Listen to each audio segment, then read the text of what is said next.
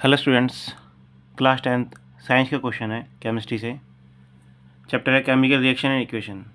Question है write the balance chemical equation for the following chemical equations. First दी हुई है hydrogen plus chlorine gives hydrogen chloride. तो इसको कैसे लिखेंगे? सोल्यूशन फर्स्ट,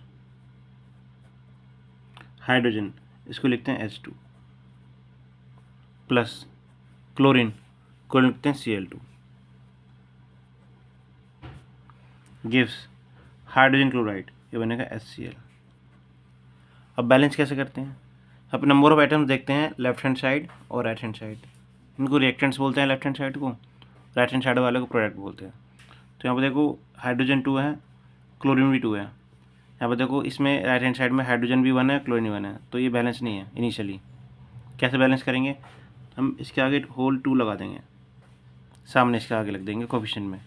तो अब देखो यहाँ पे 2H के भी आ गए, Cl के भी आ गया, दैट मीन्स 2 हाइड्रोजन और क्लोरीन दोनों के आ गए हैं।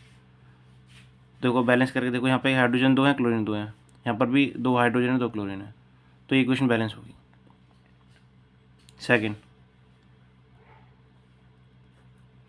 Sodium plus water. तो सोडियम होता है Na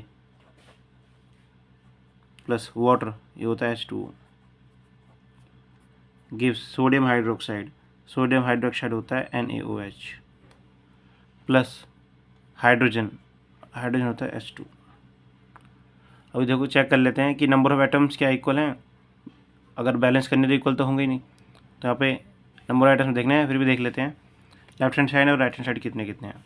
सोडियम यहाँ पे 1 है, यहाँ पे 1 है, रिएक्टेंट प्रोडक्ट में दोनों बराबर है। हाइड्रोजन यहाँ पे 2 हैं, यहाँ पर हाइड्रोजन 3 है, 2 ये रहे, 2 और 1 ये 3, टोटल 3 हो गए। तो ये हाइड्रोजन बैलेंस नहीं है।